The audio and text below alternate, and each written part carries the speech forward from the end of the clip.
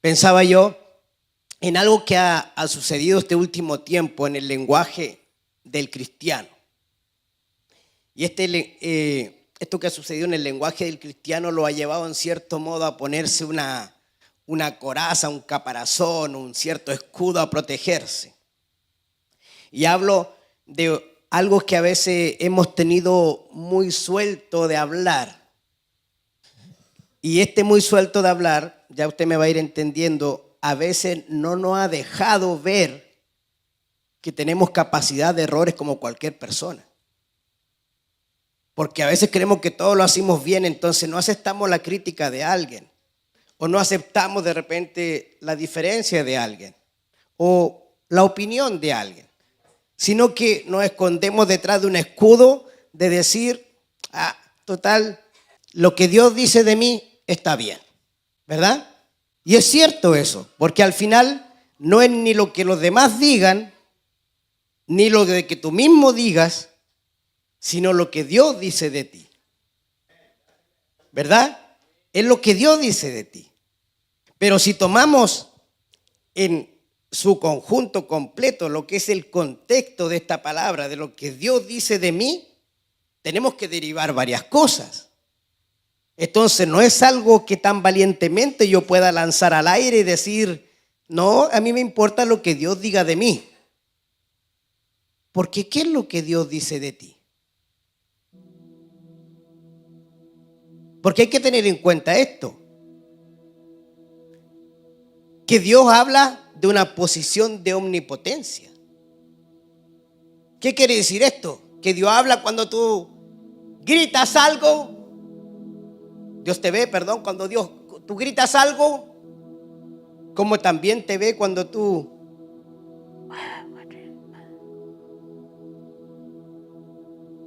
la mirada de Dios está donde haces todo en vivo público o como cuando estuvieras escondido debajo de la cama. La mirada de Dios es omnipotente. No se limita a que hoy día está nublado. Hoy día Dios no me ve. Hoy día está más claro, Dios me ve.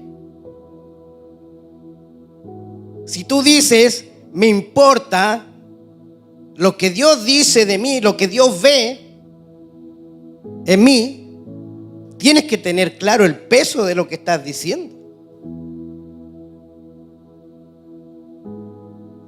Porque realmente no es cualquier cosa. Tú no lo puedes usar como un arma de defensa. No, es que yo me escondo aquí detrás de esto y digan lo que digan de allá, digan lo que digan de acá. Yo soy intocable porque a mí solo me importa lo que Dios me dice de mí. Y quitemos todo lo que dicen de acá, de ti alrededor. Y ponte a solas con el Señor y dile ahora, ¿qué dices tú de mí?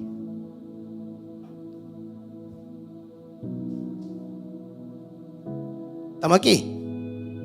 Salmo 34:15 dice que los ojos de Jehová están sobre los justos y atentos sus oídos al clamor de ellos. Los ojos de Jehová están sobre los justos. Proverbios, capítulo, lo tengo escrito, 15:3 dice que los ojos de Jehová están en todo lugar mirando a los malos y a los buenos. Entonces cuando nosotros nos atrevemos a decir, que vuelvo a decirlo, está muy bien dicho, pero a veces hablamos cosas sin saber el peso de lo que estamos diciendo. ¿Cómo Dios te ve? Es lo importante. Y eso está bien. Cómo Dios te ve es lo importante. No quiero redundar en esto como algo repetitivo, sino que quiero hacerlo algo como exclamoso, un eco de que tiene que quedar claro que es importante cómo Dios te ve. Y debes tú pensar en esto y decir, ¿cómo Dios me ve? Porque la mirada de Dios sobre ti puede provocar en él alegría, como la mirada de Dios sobre ti puede provocar en él tristeza.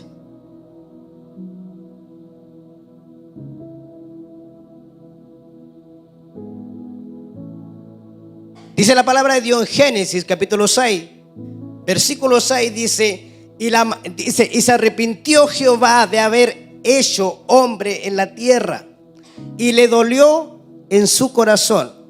Eso dice el versículo 6 del capítulo 6 de Génesis. Y está en el contexto del versículo 5 que dice allí la razón. Porque vio Jehová que la maldad de los hombres era mucha en la tierra, y que los pensamientos y los designios de su corazón eran solamente de mal. Eso dice. ¿Eso dice o no? Génesis 6:5. Y vio. Entonces nuestros actos, nuestros hechos entristecen a Dios o alegran a Dios. Entonces yo puedo decir, sí, me importa lo que Dios ve en mí.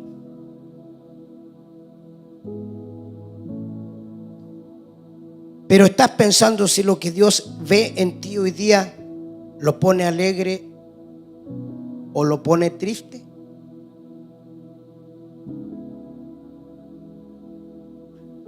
Dice el libro de Juan, capítulo 1, versículos 47 y 48.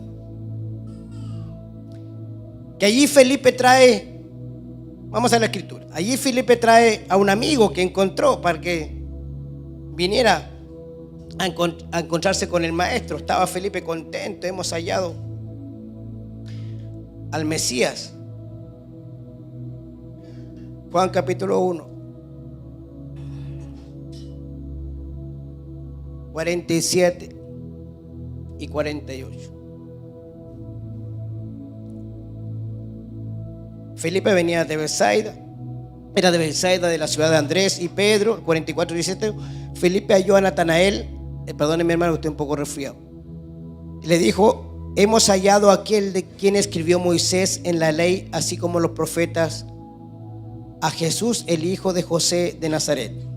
Y Natanael le dijo: ¿de Nazaret puede salir algo bueno?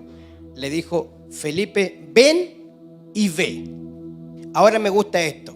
Cuando Jesús vio a Natanael, que él se le acercaba, dijo de él: he aquí un verdadero israelita, en quien no hay engaño. Le dijo Natanael: ¿de dónde me conoces? Respondió Jesús y le dijo: antes que Felipe te llamara, cuando estabas debajo de la higuera, te vi. Dios te conoce. Dios habla de ti. Ustedes saben quién fue Josué. Josué fue el sucesor de Moisés. Una vez que el pueblo hebreo salió de Egipto, ¿verdad? Cuando va camino a la tierra prometida, ya no va Moisés, ya va a cargo de Josué. Pero antes que Josué estuviera a cargo, Dios habla a Moisés en el libro de Números, capítulo 28, 17, creo que 27, 18, y le dice: toma a Josué, hijo de Nun, varón en el cual hay espíritu. ¿Por qué Dios sabía esto de Josué? Porque lo había visto. Dígale al que tiene a su lado: Dios habla de ti.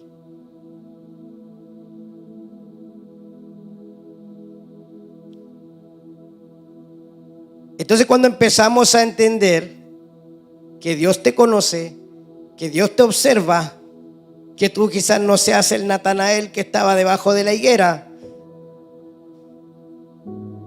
quizás Dios tenga que decir cosas buenas, como este es un varón en el cual hay perfección, en el cual hay honestidad, porque yo te conozco de antes. O quizás tenga que decirte: a mí no me puedes decir como le dices a tus amigos, que solo te importa lo que yo diga, porque ellos sí pueden pensar que tú estás muy bien, pero yo sí sé que estás muy mal, muy mal.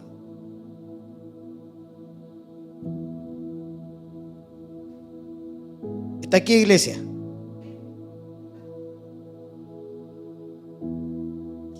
Entonces el tema de hoy habla acerca de la importancia, de lo que es importante, de cómo Dios te ve. Y pregunto, ¿te importa a ti cómo Dios te ve? Porque si no te importa a ti cómo Dios te ve, entonces estamos en un problema.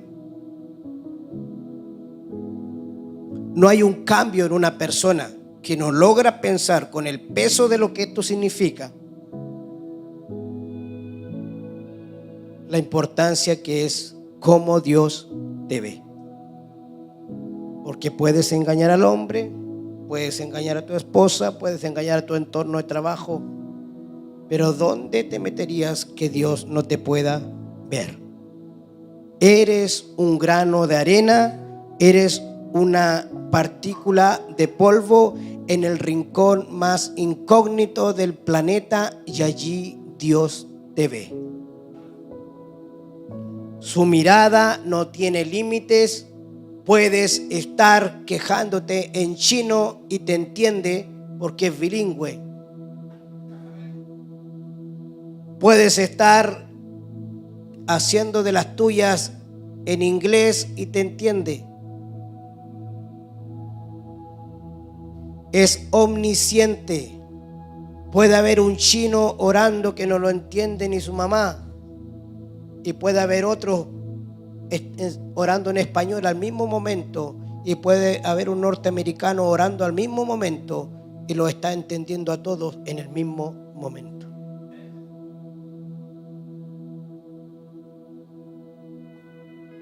La mirada de Dios no la puedes comparar con la mirada de tu amigo, la de tu mamá, la de tu hermano, la de tu entorno, porque no es igual. La mirada de Dios sabe lo que dice. La mirada de Dios no es como la mirada del hombre, que a lo bueno llama malo y a lo malo llama bueno. Dios no va a adornar nada de ti. Dios, si tú haces cosas malas, Él no va a decir que tú eres bueno. Si tú eres deshonesto, Dios no va a decir que eres honesto. Si tú eres mentiroso, Dios no va a decir que eres verdadero. Él va a decir que eres mentiroso, que eres deshonesto, porque Él habla con la verdad. A Él no le puedes engañar.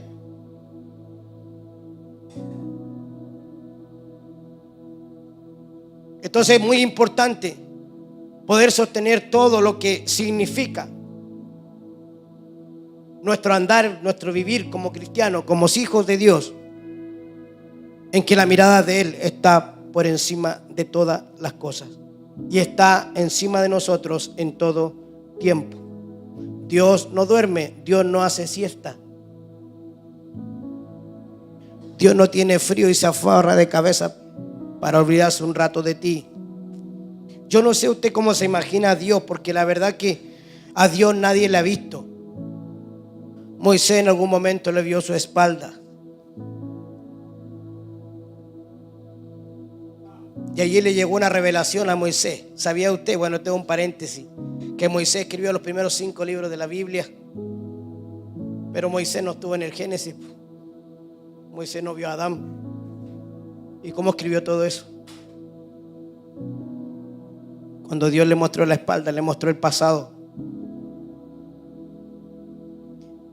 Bueno, lo que quiero decirle, no hay nada que se oculte de la mirada de Dios. Y no es tiempo de jugar. Es que yo, lo que Dios diga de mí,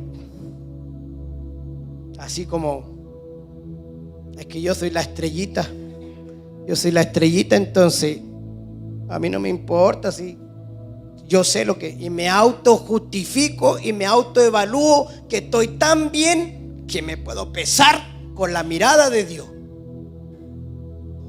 Y no sea que Dios te empiece a deshojar, no te queden ni las cáscaras.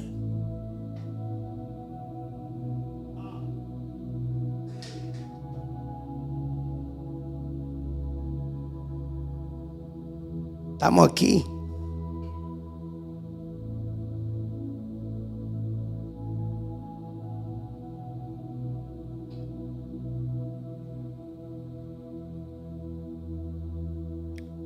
Dios crea la creación, hace todas las cosas. Génesis capítulo 1, versículo 4, a la luz. Y vio Dios que era bueno.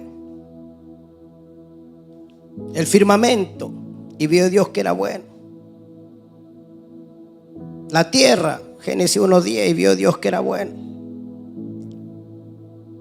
La planta, los animales, Génesis 1:21, 1:25, Génesis 1:31, al hombre, y vio Dios que era bueno y bueno en gran manera. Dios vio y ponía título, era bueno, pero él veía primero, él siendo el sello de la perfección, no teniendo pizca de error, observaba lo que hacía y ponía un tic y decía, era bueno. Acababa el día dando un tic de evaluación a lo que hacía, sabiendo que él no se podía equivocar. Y tú estás mirando tus días, si este día hoy o el de ayer puede llevar un tic y decir, y vi yo que lo que hice fue bueno.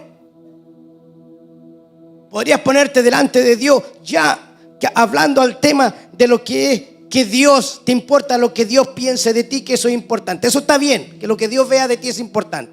Eso está bien. Pero no vamos a ir tanto al tiempo pasado, ni miremos el día de mañana, solo miremos el día de ayer. El día de ayer. ¿Te atreves le voy a hablar en español? ¿Te atreves a torear a Dios para que te tiquee el día de ayer?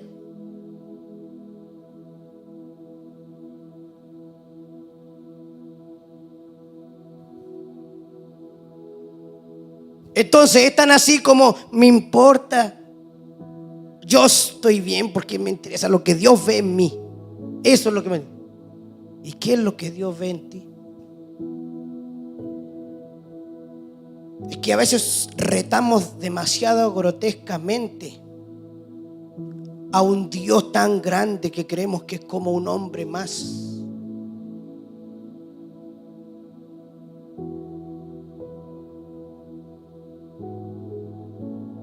Nos olvidamos de que el reflejo de Él solamente nos podría destruir. Por eso lo que dije antes, nadie lo ha podido ver.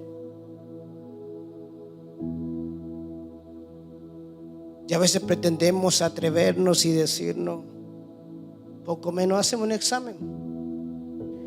Yo me atrevo, examíname porque todos estos están equivocados. ¿Cuánto rato durarías delante del Señor?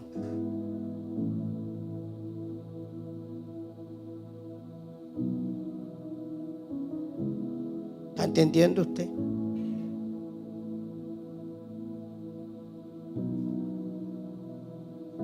Entonces Dios ve que todo lo que ha hecho fue bueno. Y Dios te examina hoy. Y vio Dios que el andar de Jeremías, que el andar de allí, que el andar de acá fue bueno.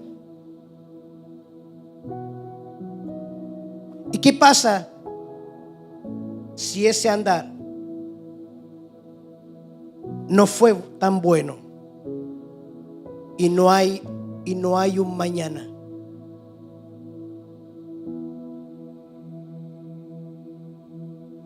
Porque todo el tiempo la Escritura nos ha hablado de enderezar nuestros pasos. Y muchos de nosotros hemos cerrado en enderezar nuestros pasos porque no hemos confiado en el día de mañana. Pero ¿qué pasa si no hay día de mañana? Y toca correr. Y toca gemir. Y toca dolerse.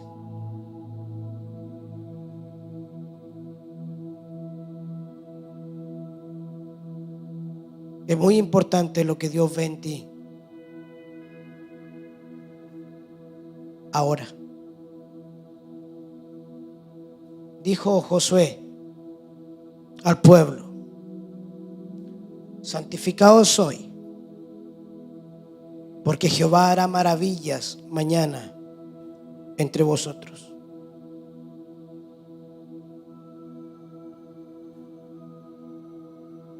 Dígale al que tiene al lado: Dios habla de ti.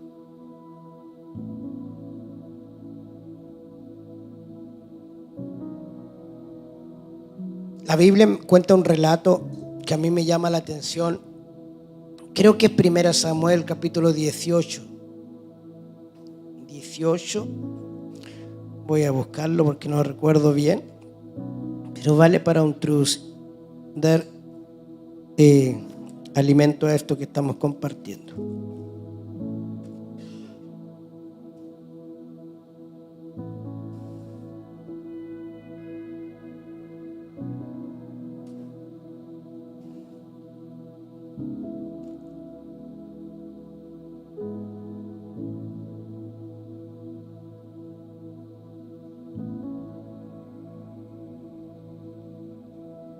(16:18). ¿Saben? Quien conoce, un poco de la historia bíblica, habla que Saúl sufría de un espíritu tormentoso enviado por el Señor, que le causaba un pánico, y aparte de este pánico le hacía salirse, digamos, del escenario real. Él vamos a decir, como que se le venía un Alzheimer, se olvidaba de las cosas. Y cuando venía este espíritu inmundo, como Dios es tan maravilloso y Dios había escogido a Saúl, Dios quería que Saúl viera su mano de favor sobre él. Pero al mismo tiempo, como Dios es experto en matar 2, 3, 4 y 100 pájaros de un tiro, por decirlo de una manera, le proveyó de un joven llamado David, que tocaba el arpa y hacía que se fuera el espíritu inmundo. Es como un poco raro todo esto. Si Dios proveía el espíritu inmundo para que lo atormentara, también Dios proveía a David para que tocara el arpa y el espíritu inmundo se fuera. ¿Por qué mejor no le quitaba el espíritu inmundo? ¿Por qué lo hacía? Porque Dios tenía planes con David y quería mostrar su favor a Samuel, puesto que él lo había escogido. A Saúl, perdón, porque lo había escogido. Pero lo que yo quiero hablarle, que cuando Saúl manda a la casa de Isaí, cuando van allí a buscar a un hijo de Isaí, con un criado, dice que le traen noticias a Saúl de esta manera, versículo 18. Entonces uno de los criados respondió diciendo: he aquí, yo he visto a un hijo de Isaí de Belén, que sabe tocar y es valiente y vigoroso y hombre de guerra, prudente en sus palabras y hermoso. Ese parece que está hablando de mí. Y Jehová está con él.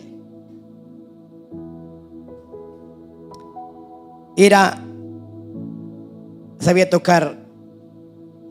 tocar y es valiente, vigoroso, hombre de guerra, prudente en sus palabras y hermoso.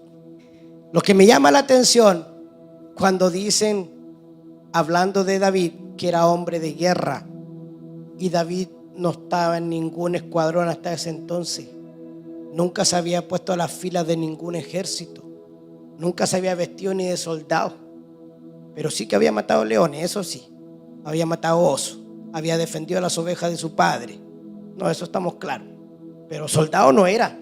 Casi que el calificativo ese de hombre de guerra, ¿de dónde lo sacó el informante ese? Dígale al que tiene a su lado: Dios habla de ti.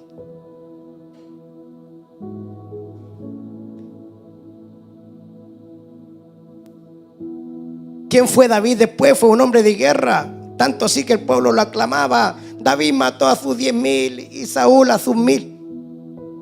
Tanto fue esto que provocó en celo a Saúl, que lo quería matar. Pero eso fue un hombre de guerra después. Antes no había estado en ningún escuadrón de guerra, ni había peleado con nadie más que con un león y con un oso, que no es poco, pero no era lo que figuraba para un hombre de guerra. De hecho, cuando va a pelear con Goliat, todos lo miran ahí y dicen: que tú eres un jovenzuelo, ¿qué vas a hacer parado en frente de ese otro? ¿Verdad? Pero ¿de dónde salió eso que era un hombre de guerra?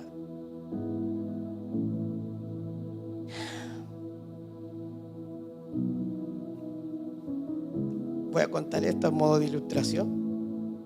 Hace muchos años atrás me dijeron: ¿tú vas a ser pastor? Yo soy pastor.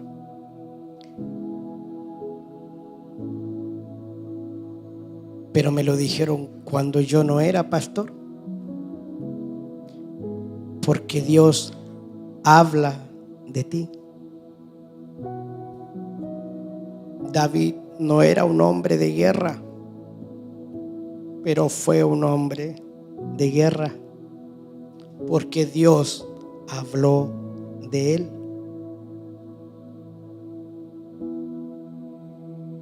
Yo no sé cuál es tu posición hoy día, ni qué es lo que has sentido que Dios te habló. No mires tu condición hoy día como estás. No hablo de lo físico, sino tu posición donde estás. Cuando Dios ha hecho de ti algo para el día de mañana, porque Él habla de ti, porque Él te ha visto. ¿Estamos aquí? Si realmente lo importante que es como Dios te ve, lo tienes claro, entonces tienes que valorar como Dios te ve. Yo soy el único que predica la palabra de mi familia. El único. Pero es como Dios te ve. Yo no sé a cuántos de ustedes Dios lo ha sacado de donde parecía que no. Pero Dios te había visto y está donde estás porque Dios te vio.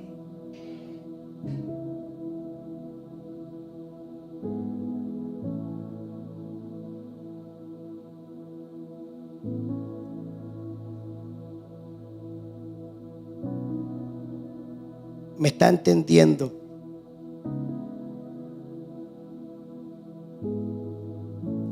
Es importante dejar de jugar al cristiano. Dejar de jugar. Vamos a la iglesia como jugar a las casitas. Dejar de pensar que esta es una reunión donde me voy a ir a encontrar con mis amigos. Hola, hola. Esto va más allá. Por lo que dije antes, no sabes si hay un mañana. No sabes si hay un mañana.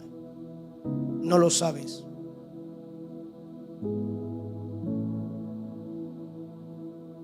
Alguna vez lo he dicho, el hombre dice: mañana me levanto, hago esto y hago lo otro. No sabes si hay un mañana. Tienes planes para mañana, tienes planes para la semana que viene, tienes planes para el mes que viene.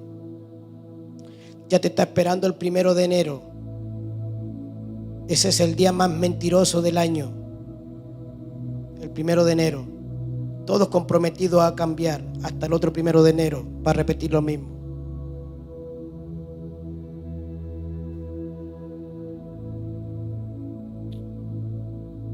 No hay 1 de enero si no hay alguien que se ponga delante de Dios y valore la mirada del Señor sobre él. Puedes hacer cientos de promesas, miles de cosas decir delante de Dios, delante de un día, delante de los hombres. Lo importante es lo que Dios ve en ti, porque sabe Dios que el día 2 ya no cumpliste lo que dijiste. ¿Para qué hablamos el resto de los meses? Pero si tú valoras lo que tú le has dicho a Dios, esto voy a hacer, esto voy a empezar a cambiar, de esto voy a empezar a oír, esta línea voy a empezar a andar, y valoras la mirada de Dios, entonces empieza lo importante. Entonces empieza un cambio. Si no solamente será un 1 de enero en febrero, un 1 de enero en marzo, un 1 de enero en invierno, un 1 de enero en muchas promesas. Como dicen aquí en Chile, como dicen muchas nueces, ¿cómo es? ¿Ah? Mucho ruido y pocas nueces. Y no hay tiempo para seguir en eso. ¿Es importante para usted lo que Dios ve? ¿Es importante lo que Dios ve en usted? Porque es real. Debe ser importante. Debe ser lo más importante en esta vida, lo que Dios ve en usted. Pero debe tomar el peso de eso y decir: realmente mi actuar hoy día tendría pocos buenos calificativos de parte de Dios si me pongo a la luz de su mirada.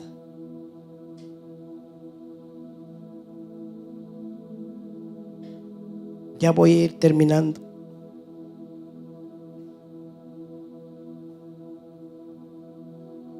Isaías 5, versículos 13 y 14.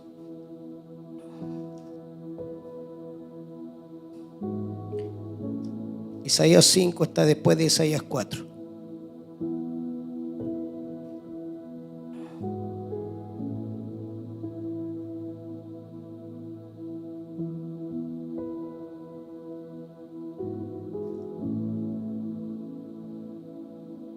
¿Estamos aquí?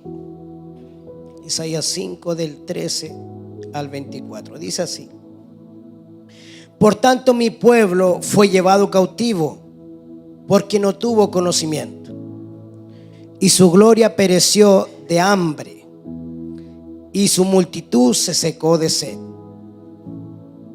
Por eso ensanchó su interior el Seol, y sin medida extendió su boca, y allá descenderá la gloria de ellos, y su multitud y su fauto, el que en él se regocijaba.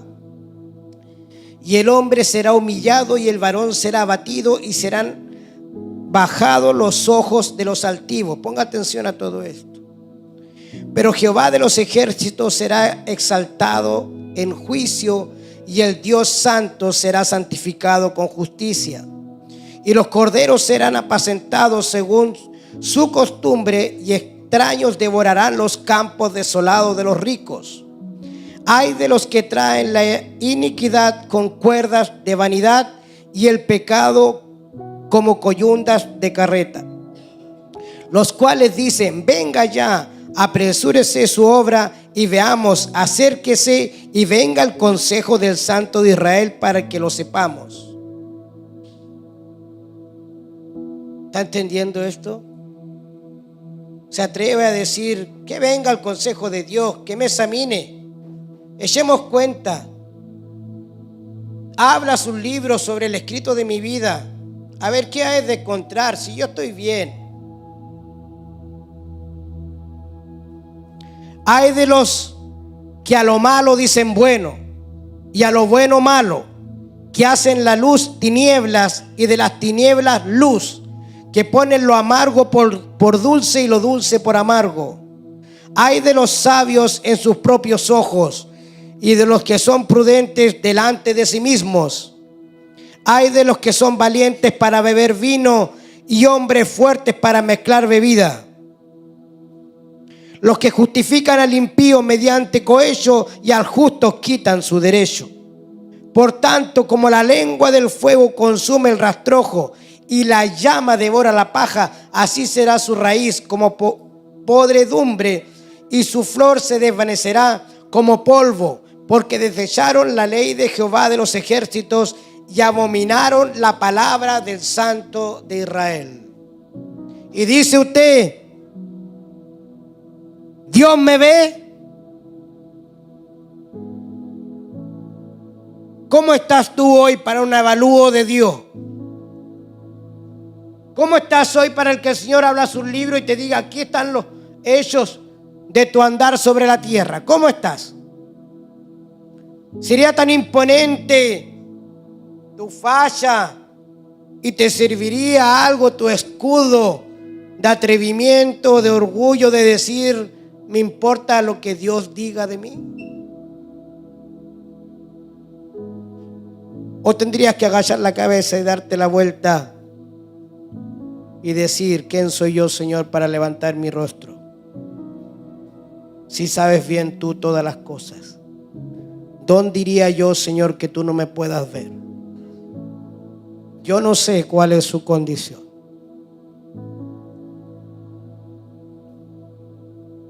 Pero no es tan así.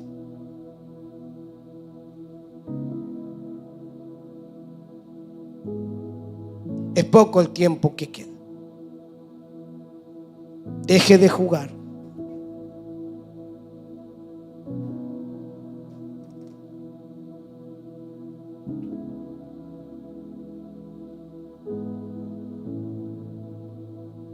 Génesis 3:8. El Señor ronda, se pasea en el huerto, andando, caminando, levitando, no lo sé.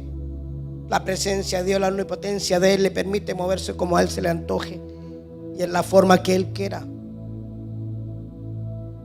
Y Él ve a Adán, Él lo ve porque Él lo sabe todo. Pero le dice, ¿dónde estás? No le dice dónde estás figurativamente en lo físico. Sabe dónde está. ¿Dónde estás? ¿De qué te ocultas?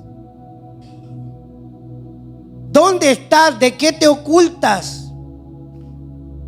Y si a ti te importa lo que Dios ve en ti, entonces es hora de salir del oculto y decir, Señor, aquí estoy, mírame. He fallado, he hecho mal las cosas, he andado por donde no debía andar, he tocado lo que no debía tocar, he mirado lo que no debía mirar, he hecho lo que no es justo delante de ti. No vengo a la iglesia con agrado, me obligan. Aquí estoy, mírame. No esconderse más de su mirada porque es inútil. Por mucho que venga con mucha apariencia y luego diga, me importa lo que Dios ve en mí. Y Dios te dice, ya, pues echemos cuenta. Déjame decirte lo que yo veo en ti. Estás mintiendo. Eres deshonesto. Vienes a la iglesia con una apariencia que ahí en la puerta se te pierde. ¿Dónde estás? Sal de ahí donde estés. ¿Dónde te escondiste? ¿Bajo qué te estás refugiando? Que es inútil, hermano, esconderte de la mirada del que todo lo ve. Es inútil. Solo te vas a perjudicar por si no hay un mañana.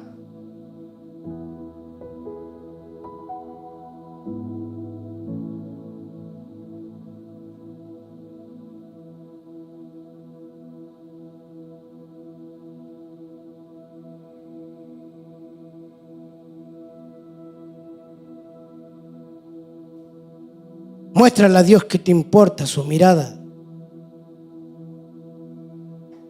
y que te gusta su sonrisa y no sus lágrimas.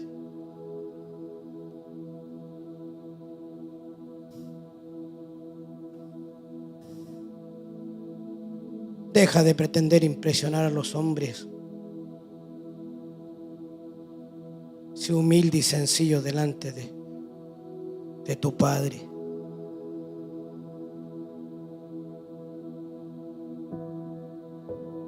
Estamos aquí.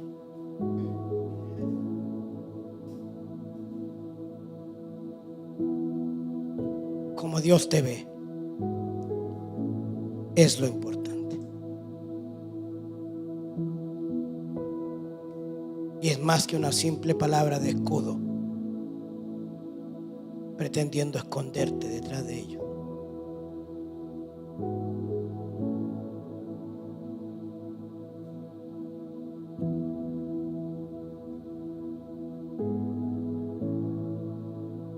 Dios le ama.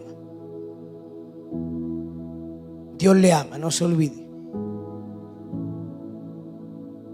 Si no, Dios no le diría nada. Sigue tu vida como se te antoja. Pero Dios le ama.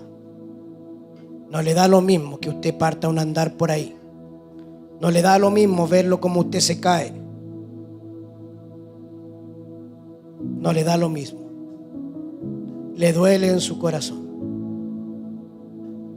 Porque si hay algo que tienen los ojos del Señor, que los ojos del Señor están conectados con su corazón. Su mirada no solo es de aquí para afuera, sino Él mira de aquí adentro.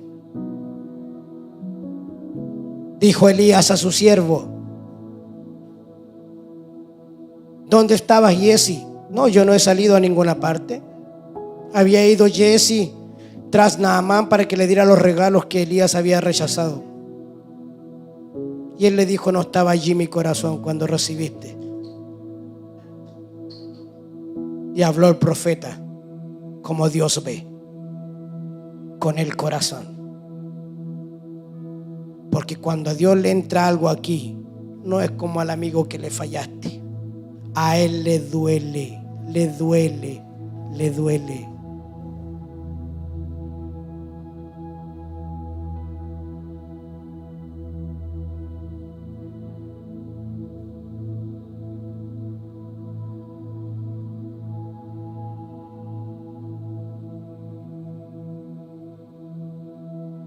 No es tarde, pero levante su mirada al Señor y dígale: aquí estoy. Perdóname por desafiarte y en algún momento creer que hasta lo que yo hice mal lo pasarías por alto, pensando que tú eres como los hombres, que a lo malo llaman bueno y a lo bueno malo.